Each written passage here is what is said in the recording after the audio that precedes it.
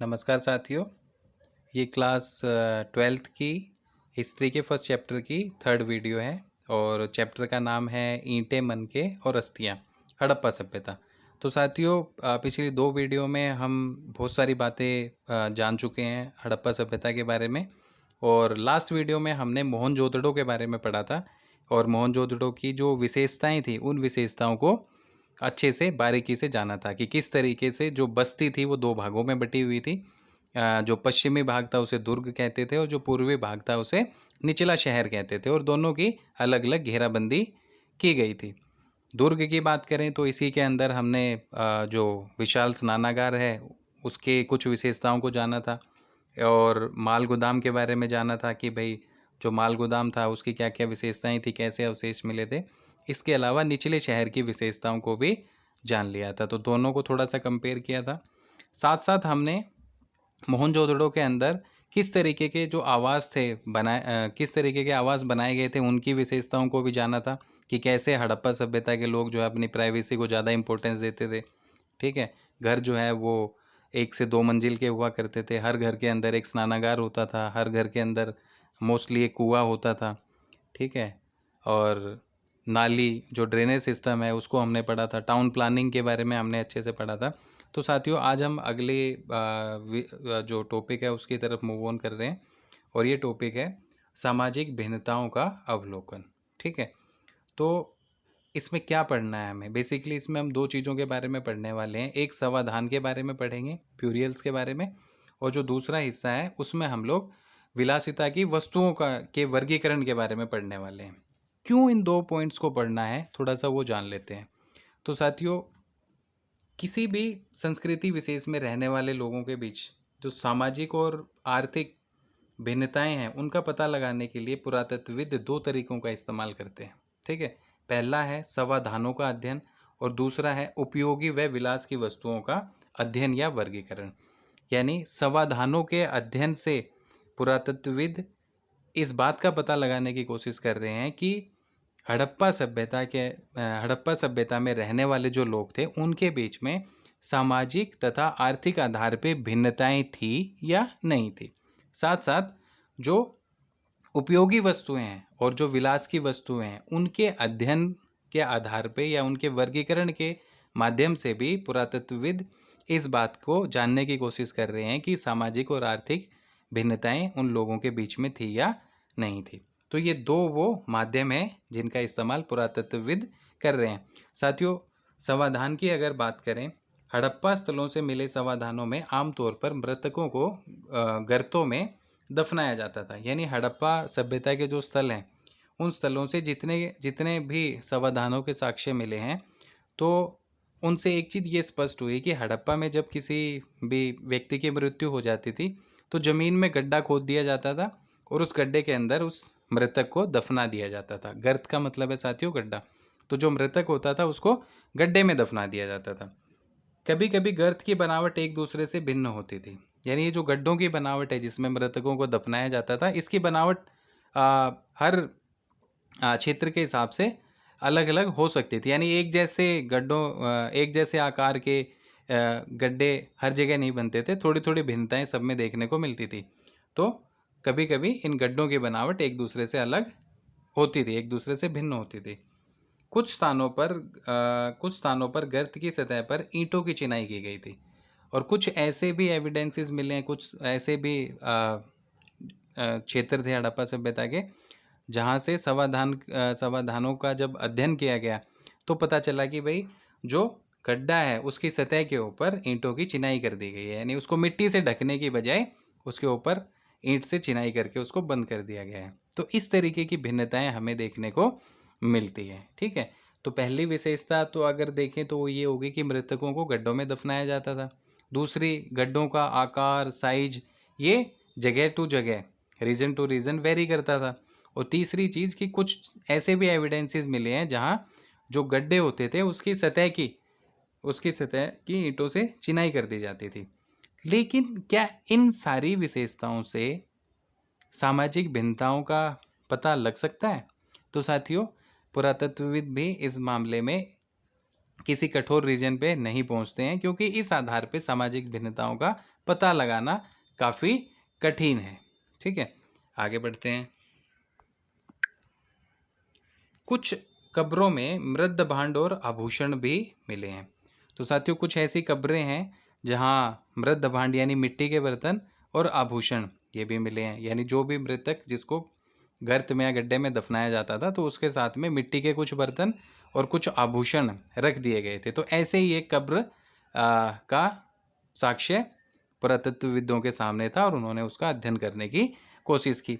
अब कब्र के अंदर ये जो मिट्टी के बर्तन रखे गए या जो आभूषण रखे गए, इससे एक बात की जो संभावना थी, उस संभावना को जरूर ढूंढा गया। और वो संभावना क्या थी कि हड़प्पा वासियों की ये मान्यता रही होगी कि मृत्यु के बाद भी जीवन है। ठीक है, तो हो सकता है इन वस्तुओं का इस्तेमाल मृत्यु के बाद में किया जाता हो। तो ये मान्यता हड़प्पा वासियों की हो सकती है। तो इसी को देखते हैं। कुछ कब्रों में मृद भांड और आभूषण मिले। यह इस मान्यता का संकेत देते हैं कि मृत्यु के बाद इनका प्रयोग किया जाता था। यानी एक मान्यता के बारे में पता चलता है हड़प्पा वासियों की कि वो कब्रों के अंदर मिट्टी के बर्तन, आभूषण यानी कुछ ऐसी वस्तुएं जो रोज़मर्रा के जीवन में इस्तेमाल की जाती हैं, उनको भी मृतक के साथ रख देते थे। तो इससे इस बात का संकेत मिलता है कि हड़प्पा वासी कहीं ना कहीं इस बात को मानते होंगे कि भाई मृत्यु के बाद ये आदमी का जो जीवन होगा वहाँ ये अपने इन वस्तुओं को इस्तेमाल कर लेगा। पुरुष और महिलाओं दोनों के समाधानों से आभूषण मिले हैं। साथियों, हड़प्पा वासियों में महिला और पुरुष दोनों ही आभूषण धारण करते थे। तो इसके चलते जो समाधान थे, उन समाधानों में आभूषण महिला के साथ भी दफनाए गए, एक मृतक महिला के साथ भी दफनाए गए और मृतक पुरुष के साथ भी दफनाए गए। हड़प्पा के कब्रिस्तान में हुए उत्खनन से एक पुरुष की खोपड़ी के समीप शंख के 3 छल्लों, जैस्पर के मनकों तथा सैकड़ों की संख्या में सूक्ष्म मनकों से बना एक आभूषण भी मिला है। तो हड़प्पा में कब्रिस्तान का उत्खनन किया गया तो वहाँ पे साक्ष्य क्या मिला? एक पुरुष की खोपड़ी, ठीक है, और उस पुरुष की खोपड़ी के पास में 3 छल्लों वाला और जैस्पर एक प्रकार का रतन होता है। तो खोपड़ी के पास में शंख के 3 छल्ले हैं, ये शंख के 3 छल्लों, साथ में जैस्पर के मनके और सैकड़ों की संख्या में छोटे छोटे मनकों से बना एक आभूषण भी मिला था। ठीक, इसके अलावा देखते हैं, कहीं कहीं पर मृतकों को तांबे के दर्पणों के साथ भी दफनाया गया था। तो ऐसे भी साक्ष्य मिलते हैं कि तांबे के दर्पण के साथ भी मृतकों को दफनाया जाता था। तो साथियों, ये समाधानों के बारे में है। ठीक है, पहली चीज़ कि जो मृतक थे उनको गड्ढों में दफनाया जाता था। दूसरी चीज़ कि ये जो गड्ढे थे इनका आकार हर जगह के हिसाब से अलग अलग होता था। कुछ जगह ऐसे भी एविडेंसेस मिले हैं कि इन गड्ढों की जो सतह होती थी, सरफेस होता था, उसमें ईंटों की चिनाई कर दी गई है। इसके अलावा कुछ कब्रें ऐसी मिली हैं जिसमें आभूषण भी मिले हैं मृतक के साथ, और आभूषणों के साथ साथ मिट्टी के बर्तन यानी मृद भांड भी मिले हैं। साथ ही में इससे एक बात का पता चला कि हड़प्पावासी मृत्यु के बाद भी जीवन की संभावना में विश्वास रखते थे। महिला और पुरुष दोनों के जो समाधान थे उनसे आभूषण मिलते हैं। और हड़प्पा में कब्रिस्तान के अंदर जब खुदाई की गई, उत्खनन का काम किया गया, तो वहाँ से एक खोपड़ी मिलती है पुरुष की, और उसके साथ साथ छोटे छोटे मनकों वाला हार मिलता है और जैस्पर के मनके मिलते हैं और शंख के 3 छल्ले मिलते हैं। तो ये समाधान की विशेषताएं थी। इसके बाद में दूसरी चीज़ जिसका अध्ययन पुरातत्वविद करते हैं, तो साथियों वो हैं उपयोगी और विलास की वस्तुएं। अब ये उपयोगी और विलास की वस्तुएं क्या हैं? तो उपयोगी और विलास की वस्तुओं के आधार पे भी सामाजिक भिन्नताओं का पता लगाने की कोशिश पुरातत्वविदों ने की है। ठीक है, तो इसी चीज़ को कंटिन्यू करते हैं।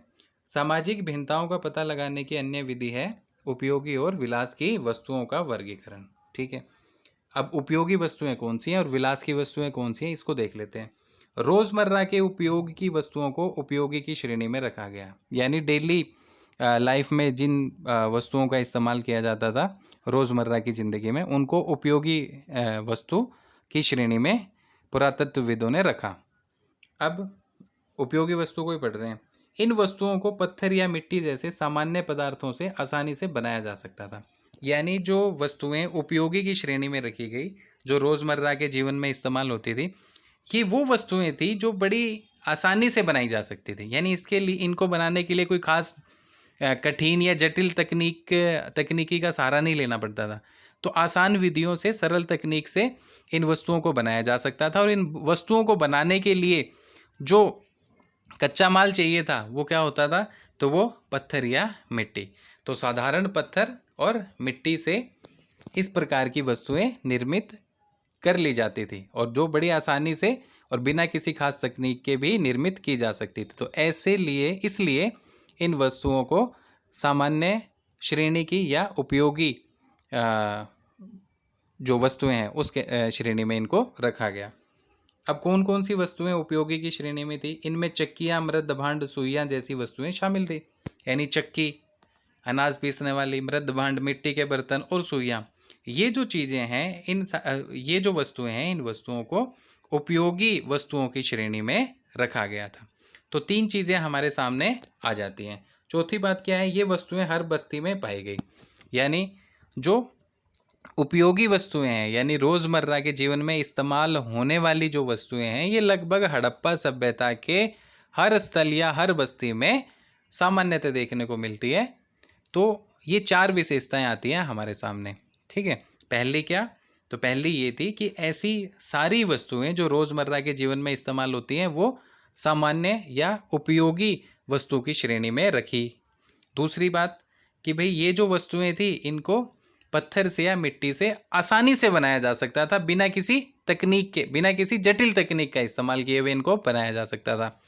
और तीसरी बात कि इसमें चक्कियाँ, सुइयाँ और मृद भांड शामिल थे। और चौथी बात कि ये वस्तुएं जो थी वो हर हड़प्पाई बस्ती में पाई गई। अब देखते हैं विलास की वस्तुएं क्या थी। तो विलास की वस्तुओं को पढ़ते हैं। विलास की वस्तुओं का आशय। तो विलास की वस्तुओं का आशय है कि वे सारी कीमती वस्तुएं जो दुर्लभ हों अथवा महंगी हो।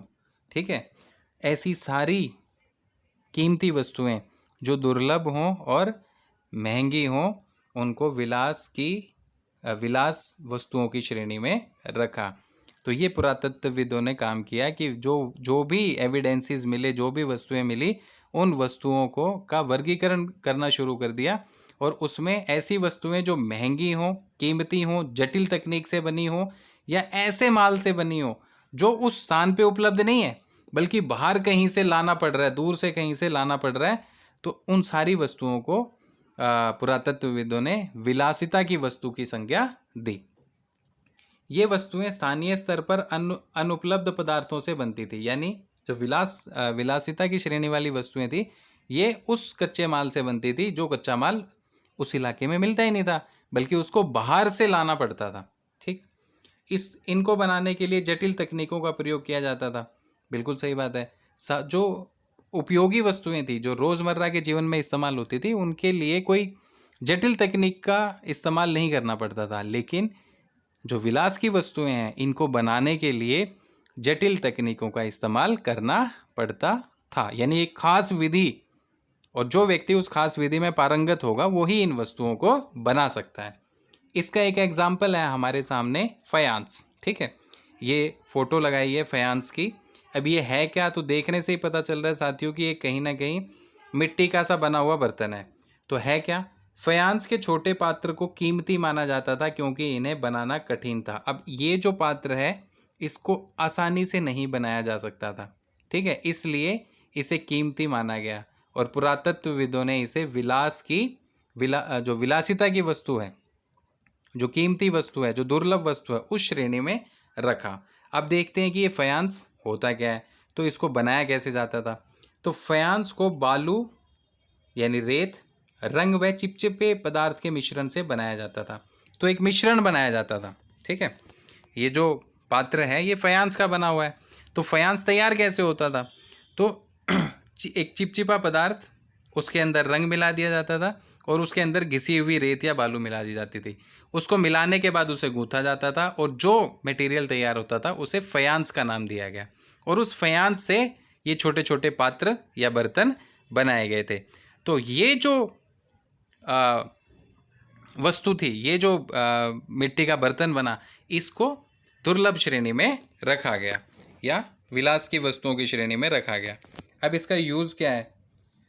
इसका यूज़ था, फयांस से बने छोटे पात्र सुगंधित द्रव्यों को रखने के लिए प्रयोग में लाए जाते थे। सुगंधित द्रव्य, ठीक है, जो जिससे खुशबू आती है, तो ऐसे द्रव्य को रखने के लिए फयांस से बने इस पात्र का इस्तेमाल किया जाता था। और ये जो पात्र हैं, ये जो बर्तन है, ये कहाँ से मिला? तो हमने पढ़ा था कि जो उपयोगी वस्तुएं हैं सामान्यतः वो हड़प्पा सभ्यता के हर बस्ती या हर स्थल से मिल जाती हैं,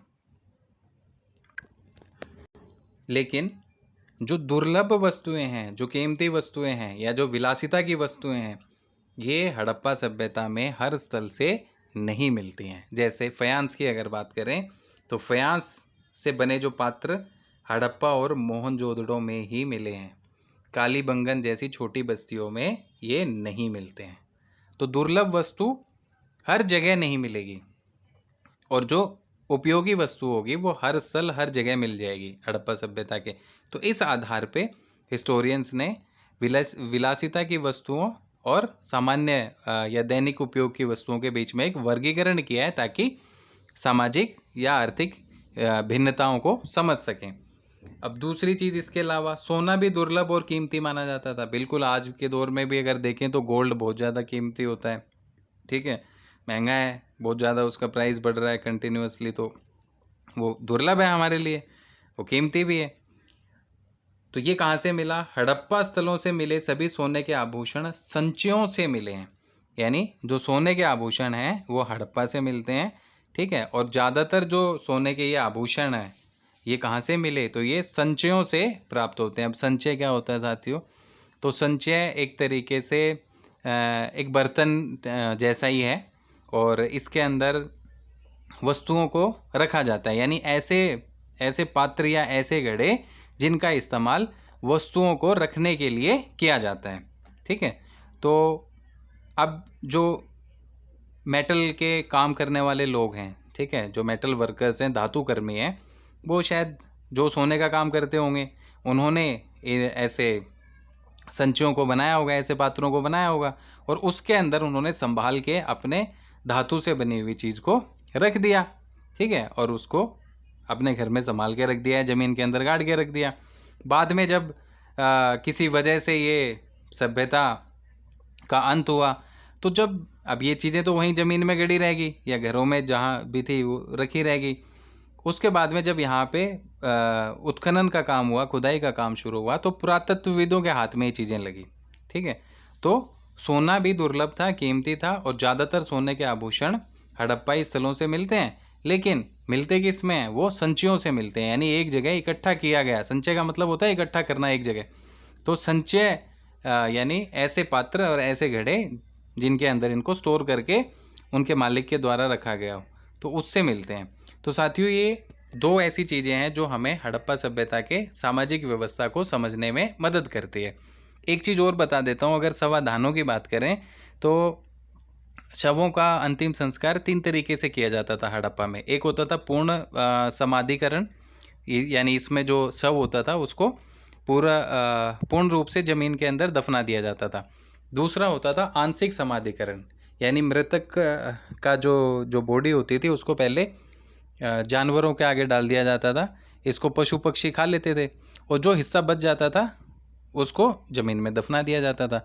और एक तीसरा तरीका था दाह संस्कार का। तो शवों का जो अंतिम संस्कार है वो 3 तरीके से हड़प्पा सभ्यता में होता था। हड़प्पा से आंशिक शवाधान के साक्ष्य मिलते हैं, मोहनजोदड़ो से कलश शवाधान के साक्ष्य मिलते हैं, और कालीबंगा से प्रतीकात्मक शवाधान के साक्ष्य मिलते हैं, ठीक है। तो ये एक चीज़ थी। और एक अलग चीज़ ये भी थी कि हड़प्पा में जो शव था उसको उत्तर और दक्षिण दिशा में ही दफनाते थे। उत्तर में उस शव का सिर कर दिया, जो सर है उस सर को उत्तर में कर दिया जाता था, ठीक है। अब आगे बढ़ते हैं, और ये है साथियों, इसको भी देख लेते हैं। ये हैं मनके, ठीक है, मनकों से बनी हुई माला, ये छोटे छोटे मनके हैं, और ये मिट्टी के बर्तन हैं, ये मिट्टी के बर्तन हैं जिनके अवशेष हड़प्पा से मिलते हैं। अगला हमारा टॉपिक है हड़प्पा सभ्यता में शिल्प उत्पादन। शिल्प उत्पादन की बात करनी है जो कि हड़प्पा सभ्यता में होता था। तो साथियों इसमें मैंने थोड़ी थोड़ी एक दो चीज़ें और भी ऐड ऑन करने की कोशिश की है। तो हड़प्पा सभ्यता में शिल्प उत्पादन की अगर हम बात करें तो सबसे पहली चीज़ ये है चहुंदड़ो। चहुंदड़ो की बस्ती शिल्प उत्पादन का केंद्र थी। यानी जो चहुंदड़ो है उस चहुंदड़ो को हड़प्पा सभ्यता में शिल्प उत्पादन के केंद्र के रूप में जाना जाता था। चहुंदड़ो की अगर बात करें तो इसकी खोज 1931 में 1931 ईस्वी में हुई थी और खोज करने वाले जो थे वो थे एनजी मजूमदार। तो एनजी मजूमदार ने 1931 में चहुंदड़ो की खोज की थी। उसके बाद खुदाई का काम, जो उत्खनन का काम था, उस उत्खनन के काम को किया गया अर्नेस्ट मैके के द्वारा 1935 ईस्वी में। अब बात करें कि ये है कहाँ चहुंदड़ो, तो ये सिंधु नदी के किनारे स्थित था। बेसिकली ये पाकिस्तान के सिंध प्रांत में सिंधु नदी के किनारे स्थित था। तो ये हड़प्पा सभ्यता में एक ऐसा क्षेत्र था जिसको शिल्प उत्पादन के केंद्र के रूप में जाना जाता था। अब शिल्प के जो कार्य होते थे उसमें कौन कौन से काम शामिल थे उनको देख लेते हैं। शिल्प कार्यों में मनके बनाना, यानी जो मनके थे उन मनकों को बनाना, ये भी शिल्पकारी में आता था। शंख की कटाई करना, धातु कर्म यानी धातु से अलग अलग धातुओं से कुछ ना कुछ वस्तुएं बनाना, शंखों की कटाई करना, मनके बनाना, मोहर बनाना, बाट बनाना, ये सारे के सारे क्या थे? ये सारे के सारे शिल्प कर्म थे। ठीक है, यानी शिल्पकारी के कर्म थे जो इस शिल्प उत्पादन में होते थे। तो इन सारे के सारे कामों को चहुंदड़ो में किया जाता था। ठीक है, मनके बनाने के लिए किन किन चीज़ों का इस्तेमाल होता है ये भी हमारी बुक में लिखा गया है। तो मनके बनाने में कार्नीलियन, जैस्पर, स्फटिक तथा सीलखड़ी जैसे पत्थर, ये पत्थर के प्रकार हैं साथियों। जैस्पर एक पत्थर है, स्फटिक एक पत्थर है, क्वार्ट एक पत्थर है और कार्नीलियन जो है वो भी एक पत्थर है। तो मनके बनाने के लिए पत्थरों का इस्तेमाल किया जाता था, साथ साथ धातुओं का इस्तेमाल किया जाता था। तो धातु कौन कौन से? तांबा, कांसा तथा सोने जैसी धातुओं का भी इस्तेमाल किया जाता था मनके बनाने के लिए। शंख का इस्तेमाल किया जाता था, फयांस का इस्तेमाल किया जाता था। अभी हम पढ़ के आए हैं फयांस क्या होता था। तो चिपचिपे पदार्थ के अंदर रंग और बालू रेत का जो बालू या जो रेत है उसको मिला के एक मिश्रण तैयार करके उससे बर्तन बनाना। तो फयांस और पक्की मिट्टी, इन सब का प्रयोग होता था। तो मनके बनाने के लिए धातु का, जिसमें तांबा, कांसा और सोना, इसके अलावा जो पक्की मिट्टी है उसका, शंख का, फयांस का और पत्थरों का। और पत्थर में कौन कौन से पत्थर? क्वार्ट पत्थर, जैस्पर, स्फटिक और कार्लिनियन। तो इन पत्थरों का इस्तेमाल करके मनके बनाए जाते थे। तो मनके बनाने का कारखाना या उत्पादन केंद्र कौन सा था? चहुंदड़ो। और चहुंदड़ो कहाँ स्थित है? तो पाकिस्तान के सिंध प्रांत में सिंधु नदी के किनारे स्थित था। और इसकी खोज किन्होंने की थी? तो इसकी खोज की थी एनजी मजूमदार साहब ने 1931 में। और इसकी खुदाई का काम शुरू किया था अर्नेस्ट मैके ने 1935 में। तो साथियों ये शिल्प उत्पादन के बारे में कुछ छोटी छोटी जानकारियाँ हैं। इसके अलावा आगे देखते हैं। आगे हमारे सामने आ जाता है चहुंदड़ो, लोथल तथा धोलावीरा, ये तीन ऐसी जगहों के नाम आए हैं हमारे सामने। अभी तक हमने हड़प्पा एक स्थल के बारे में पढ़ा था कि इसकी खोज 1921 में दयाराम साहनी ने की थी और ये हड़प्पा सभ्यता का सबसे पहला स्थल था। और इसी की खुदाई क्योंकि सबसे पहले हुई थी, तो पुरातत्व के अनुसार जिस क्षेत्र की खुदाई, जिस स्थल की खुदाई सबसे पहले होती है और उसी स्थल में जो साक्ष्य मिलते हैं, वैसे ही अगर दूसरों स्थलों में भी साक्ष्य मिलते हैं तो उस संस्कृति का नाम उस स्थल के नाम पे रख दिया जाता है जिसकी सबसे पहले खुदाई हुई। तो हड़प्पा की उपयोगिता हुई हमारे सामने। फिर हमने मोहनजोदड़ो को केस स्टडी के तौर पे पढ़ा। हाँ, हड़प्पा के बारे में हमने पढ़ा कि ये पाकिस्तान के पंजाब प्रांत में मोंटगोमरी ज़िले में स्थित था। फिर हमने मोहनजोदड़ो के बारे में पढ़ा, मोहनजोदड़ो की जो जल निकासी प्रणाली है उसको देखा और जो नियोजन की व्यवस्था थी उसको देखा। तो मोहनजोदड़ो के बारे में क्या था कि भाई 1922 में राखलदास बनर्जी ने इसकी खोज की थी। और फिर मोहनजोदड़ो की जब विशेषता पड़ी तो हमने पढ़ा कि मोहनजोदड़ो से हमें जो है स्तूप का साक्ष्य मिलता है, पुरोहित महाविद्यालय आवास का साक्ष्य मिलता है, विशाल स्नानागार का साक्ष्य मिलता है, माल गोदाम का साक्ष्य मिलता है, सबसे लंबी सड़क भी मोहनजोदड़ो की मिलती है, मोहनजोदड़ो में लगभग 700 कुएँ मिलते हैं। तो बहुत सारी विशेषताएं पढ़ी और हमने जगह को भी पढ़ा कि कहाँ पे ये स्थित थी। तो ये पाकिस्तान के सिंध प्रांत में सिंधु नदी के किनारे और हड़प्पा रावी नदी के किनारे। फिर हमने चौंदड़ो को देखा। चौंदड़ो पाकिस्तान के सिंध प्रांत में सिंधु नदी के किनारे स्थित था और ये शिल्प उत्पादन के केंद्र के तौर पे जाना जाता था। अब हमारे सामने आता है एक नया नाम लोथल और एक नाम धोलावीरा। तो पहले देख लेते हैं। चौंदड़ो, लोथल तथा धोलावीरा से मनकों में छेद करने के विशेष उपकरण मिले हैं। यानी ये वो 3 जगह हैं, 3 ऐसे हड़प्पाई स्थल हैं जहाँ से मनकों में छेद करने, ये मान को लिखा है साथियों, गलत लिखा है, मन को करना पड़ेगा इसे। मनकों में छेद करने के जो उपकरण हैं उनके साक्ष्य इन तीनों क्षेत्रों से मिलते हैं। और वो तीनों क्षेत्र कौन से हैं? चौंदड़ो, लोथल और धोलावीरा। साथियों मैं इन लाइनों के ऊपर जोर इसलिए दे रहा हूँ क्योंकि बोर्ड के अंदर अब 1 से 20 क्वेश्चन जो पेपर में मिलेंगे वो आपको मल्टीपल चॉइस क्वेश्चन के तौर पे मिल सकता है, फिल इन द ब्लैंक्स के तौर पे मिल सकता है, ट्रू फॉल्स के तौर पे मिल सकता है और ऑप्शनल जो एमसीक्यू टाइप है वो मिल सकता है। इसलिए लाइन टू लाइन इन चीज़ों को थोड़ा सा जानना जरूरी है क्योंकि एग्जामिनर कहीं से भी क्वेश्चन पुटअप करके आपके सामने रख देगा। पूछ लिया जाएगा कि मनकों में छेद करने के जो उपकरण हैं वो निम्न में से कहाँ, किस स्थल से मिले, तो कोई भी ऑप्शन दे दिया जाएगा। अब आपको अगर पता होगा, आपने वो लाइन पढ़ी होगी, तो आप आसानी से बता सकते हैं कि चौंदड़ो से भी मिले थे, लोथल से भी मिले थे और धोलावीरा से। तो जो आपके सामने ऑप्शन में होगा इन तीनों में से आप उसको टिक कर सकते हैं इजीली। तो इसलिए मैंने थोड़ा सा इसके ऊपर काम करने की कोशिश की है। लोथल की बात करते हैं साथियों। लोथल की अगर बात करें तो इसकी खोज 1957 ईस्वी में SR राव ने की थी। तो SR राव साहब ने 1957 में लोथल की खोज की। अब लोथल है कहाँ? तो लोथल जो है वो भारत में स्थित है। भारत में राज्य है गुजरात और गुजरात के अंदर जगह पड़ती है अहमदाबाद। तो लोथल कहाँ है? यह है अहमदाबाद गुजरात में भोगवा तथा साबरमती नदी के संगम पर स्थित था। तो साथियों हड़प्पा रावी नदी के किनारे, मोहनजोदड़ो सिंधु नदी के किनारे, चौंदड़ो सिंधु नदी के किनारे और लोथल ये भोगवा तथा साबरमती के संगम पर स्थित था। कई बार सीधा आ जाता है, पूछ लिया जाता है लोथल कौन सी नदी के किनारे स्थित था, तो उसमें भोगवा भी ऑप्शन आ जाता है और कई बार ये पूरा लिखा हुआ भी आता है। तो भोगवा नदी के किनारे स्थित था और 1957 में SR राव ने इसकी खोज की थी। यह हड़प्पा सभ्यता का प्रमुख बंदरगाह था। ये इंपॉर्टेंट चीज़ है। शिल्प उत्पादन के केंद्र की बात करें तो चौंदड़ो था। ठीक है, 700 कुओं का साक्ष्य मिला, वो जगह मोहनजोदड़ो थी। तो इसी तरीके से हड़प्पा का प्रमुख बंदरगाह की बात करें तो वो लोथल था। ठीक है, तो ये एक इम्पोर्टेंट लाइन है और इससे भी कई बार क्वेश्चन बनता है। लोथल का गोदीबाड़ा हड़प्पा सभ्यता की सबसे बड़ी संरचना है। लोथल के अंदर हमें डॉकयार्ड के एविडेंसेस मिलते हैं। ये डॉकयार्ड मतलब गोदीबाड़ा हिंदी में कहते हैं, जहाँ जहाज़ों को खड़ा किया जाता है। तो लोथल में गोदीबाड़ा के साक्ष्य मिले।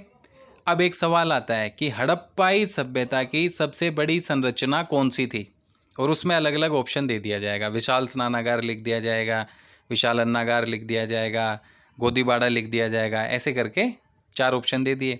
अब हमारे दिमाग में पहला आंसर क्या आएगा कि विशाल स्नानागार ये ही सबसे बड़ी होगी, सबसे बड़ी संरचना होगी। लेकिन साथियों हड़प्पाई सभ्यता में जो सबसे बड़ी संरचना थी, जो सबसे बड़ा स्ट्रक्चर था, वो था लोथल के गोदीबाड़ा का। तो ये सवाल भी बहुत बार पूछा गया है, तो इसे भी थोड़ा सा ध्यान रखें कि लोथल हड़प्पा सभ्यता का प्रमुख बंदरगाह था, साथ साथ लोथल में गोदीबाड़ा के साक्ष्य मिलते हैं और ये हड़प्पा सभ्यता की सबसे बड़ी संरचना हुआ करता था।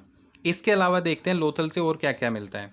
यहाँ से 3 युगल समाधियाँ, अभी हमने पढ़ा कि हड़प्पा के अंदर क्या था, शवों को दफनाया जाता था। मोहनजोदड़ो में शवों को जलाने की प्रथा थी।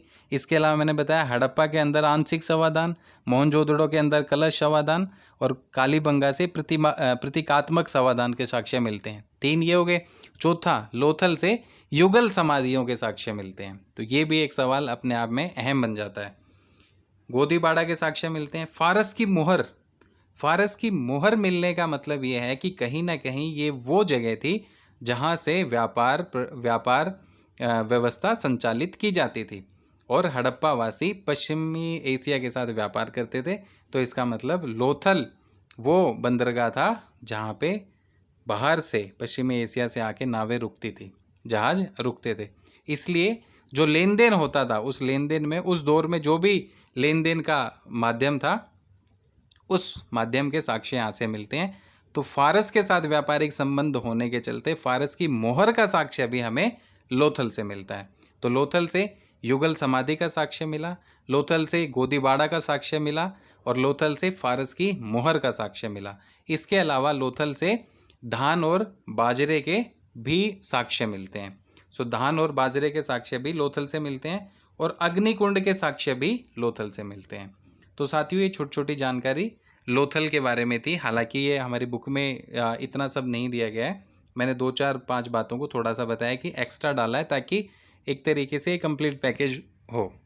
आगे चलते हैं, धोलावीरा की बात करते हैं, क्योंकि अभी हमने पढ़ा चहुंदड़ो, लोथल और धोलावीरा वे हड़प्पाई स्थल हैं जहाँ से क्या मिलता है, जहाँ से मनकों में छेद करने के उपकरणों के साक्ष्य मिलते हैं। तो अब धोलावीरा को देखते हैं। तो धोलावीरा कहाँ स्थित है? धोलावीरा भी साथियों गुजरात में स्थित है। देख लेते हैं कहाँ। यह गुजरात के कच्छ जिले की बचाऊ तहसील में स्थित था। तो गुजरात में दूसरा जो कच्छ जिला है उस जिले के अंदर, और तहसील बचाऊ, तो वहाँ पे ये स्थित था। इसकी खोज जगपति जोशी साहब करते हैं 1967-68 में। तो इसकी खोज 1967-68 में जगपति जोशी ने की थी। और अभी तक हमारे सामने एक समझ है हड़प्पाई बस्तियों की, और वो समझ हमने कहाँ से ली?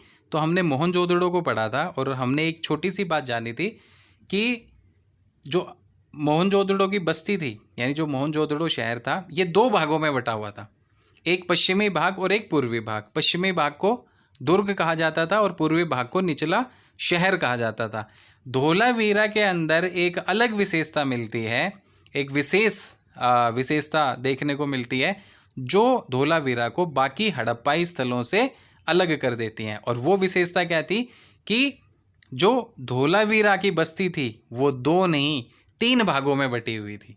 ठीक है, तो धोलावीरा यह 3 भागों में विभाजित था, एक दुर्ग, एक निचला शहर। तो ये तो हम पढ़ते हुए आए हैं, ये तो हर हड़प्पाई बस्ती में देखने को मिलेगा हमें। लेकिन धोलावीरा के अंदर शहर 3 भागों में बटा था, एक दुर्ग, एक निचला शहर, और इन दोनों के बीच में जो था उसको कहा जाता था मध्यम भाग। तो दुर्ग, मध्यम भाग और निचला शहर। तो साथियों, ये क्वेश्चन भी बहुत इंपॉर्टेंट हो जाता है, पूछ लिया जाता है कि ऐसा कौन सा हड़प्पाई स्थल था जो 3 भागों में बटा हुआ था। ठीक है, तो वो स्थल था धोलावीरा। धोलावीरा कहाँ स्थित है? तो धोलावीरा गुजरात में स्थित है, गुजरात में कच्छ जिले के अंदर बचाऊ तहसील में। इसकी खोज किसने की थी? तो इसकी खोज की थी जगपति जोशी ने 1967-68 में। धोलावीरा के बारे में हम थोड़ा सा पहली वीडियो में भी पढ़ के आए थे, जब हमने एग्रीकल्चरल टेक्नोलॉजीज़ के बारे में पढ़ा था, कृषि प्रौद्योगिकी के बारे में जब हमने पढ़ा, तो वहाँ पे नाम आया था धोलावीरा। क्यों आया था? थोड़ा सा सोचें, अगर आपने पहली वीडियो देखी है तो मैं बता देता हूँ। वो नाम आया था जब हम ये बात कर रहे थे कि हड़प्पाई, ज़्यादातर हड़प्पाई स्थल तो अर्ध शुष्क क्षेत्र में पड़ते हैं। तो जब यहाँ खेती होती थी तो सिंचाई कैसे करते थे? तो हमारे सामने एक बात आई कि अफ़गानिस्तान में एक हड़प्पाई स्थल था शोरतुगई, जहाँ प्राचीनतम नहरों के अवशेष मिले हैं। इसके अलावा मोहनजोदड़ो में कुओं के अवशेष मिले लगभग 700। उसके बाद हमने पढ़ा कि गुजरात के अंदर एक हड़प्पाई स्थल था जिसका नाम धोलावीरा था, और वहाँ से जलाशय के साक्ष्य मिले हैं, और इस जलाशय का इस्तेमाल शायद जल को संग्रहित करने के लिए किया जाता था। ठीक है, तो वहाँ पहली बार हमने धोलावीरा को पढ़ा। अब देख लेते हैं यहाँ से क्या क्या मिलता है। यहाँ से खेल का स्टेडियम, यानी मैदान, खेल का मैदान, सूचना पट, नेम प्लेट, माफ़ कीजिए, साइन बोर्ड, और जलाशय आदि के साक्ष्य मिलते हैं। तो ये 3 चीज़ें यहाँ से मिलती हैं। इसके अलावा धोलावीरा की एक और खासियत ये है कि अगर हड़प्पाई स्थलों की बात करें तो जो स्थल भारत में है, क्योंकि हमने पढ़ा था कि जो हड़प्पाई सभ्यता है इसका 3 देशों में विस्तार है वर्तमान में, अफगानिस्तान, पाकिस्तान और भारत। तो भारत में जितने हड़प्पाई स्थल मिले हैं, उन हड़प्पाई स्थलों में सबसे बड़ा पहले धोलावीरा को ही माना जाता था। ठीक है, लेकिन 2015 में जब नई रिसर्च हुई, तो उस नई रिसर्च के बाद में राखीगढ़ी को हड़प्पाई सभ्यता का भारत में सबसे बड़ा स्थल बताया गया। ठीक है, तो भारत में सबसे बड़ा स्थल हो गया 2015-16 के बाद में राखीगढ़ी। राखीगढ़ी साथियों हरियाणा में है और जींद जिला हरियाणा। उसके बाद 2 नंबर पे जो दूसरा सबसे बड़ा हड़प्पाई स्थल था वो बना धोलावीरा। ठीक है, और धोलावीरा गुजरात के कच्छ जिले में बचाव तहसील में स्थित था। और तीसरा बड़ा हड़प्पाई स्थल बना कालीबंगा या कालीबंगन, जो कि राजस्थान के हनुमानगढ़ जिले में घग्गर नदी के किनारे स्थित है। तो ये 2-3 बातें और हैं जो मुझे लगा आप लोगों को बताई जानी चाहिए। तो राखीगढ़ी के बाद धोलावीरा भारत का दूसरा सबसे बड़ा हड़प्पाई स्थल था। कालीबंगन भारत का तीसरा बड़ा हड़प्पा स्थल था। तो भारत में सबसे पहले नंबर पे क्षेत्रफल के आधार पे पहले नंबर पे राखीगढ़ी जो कि जींद जिला हरियाणा में, 2 नंबर पे धोलावीरा जो कि कच्छ जिला गुजरात में, और 3 नंबर पे कालीबंगन जो कि हनुमानगढ़ जिला राजस्थान। तो ये छोटी सी इन्फॉर्मेशन थी साथियों। इसके बाद बात करते हैं 2 और स्थलों की, नागेश्वर और बालाकोट।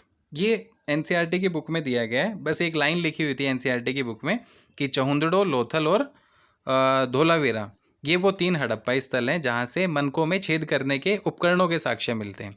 तो मैंने थोड़ा सा आपको इसके बारे में और बता दिया जिससे कई बार क्वेश्चन पूछे जाते हैं। ठीक है, तो ये कॉम्पिटिटिव पर्पज़ के लिए है। साथ में हमारी एनसीईआरटी में ये लाइन लिखी गई है कि नागेश्वर तथा बालाकोट ये 2 ऐसे इलाके थे जहाँ से शंख से बनी जो वस्तुएं थी उनके एविडेंसेस मिलते हैं, उनके साक्ष्य मिलते हैं। तो मैंने थोड़ा सा इसको भी एक्सप्लेन कर दिया है।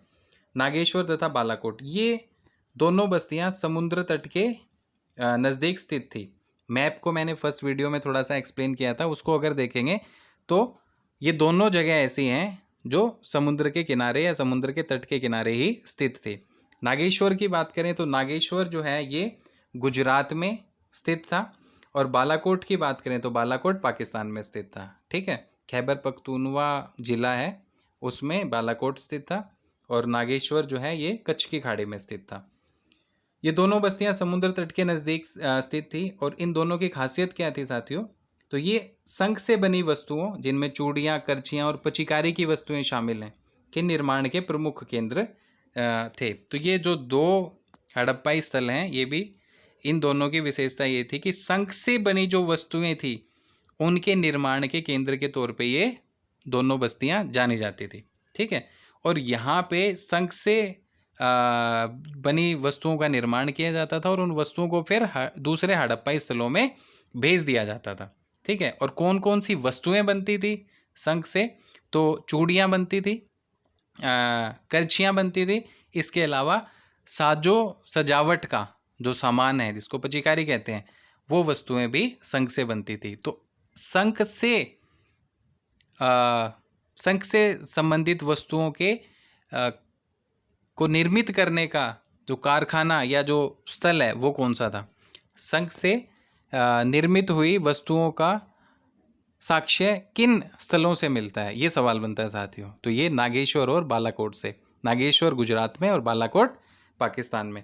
तो साथियों ये हमारा छोटा सा हिस्सा था शिल्प उत्पादन केंद्र के बारे में। अब एक छोटी सी चीज़ रहती है जिसको और देख लेते हैं, और वो है उत्पादन केंद्रों की पहचान। तो सवाल ये उठता है कि जब इतने सारे एविडेंसेस मिल रहे हैं हर जगह से हड़प्पाई स्थलों से, जब उन स्थलों का उत्खनन किया गया, तो उत्पादन के केंद्रों की पहचान पुरातत्वविद किस तरीके से करते हैं।